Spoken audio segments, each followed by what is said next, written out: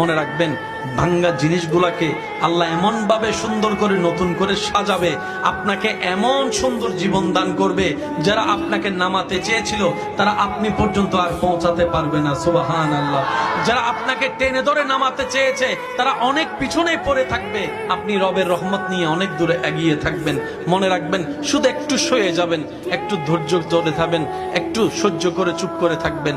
যত সইবেন তত পাইবেন, যত সইবেন তত পাইবেন।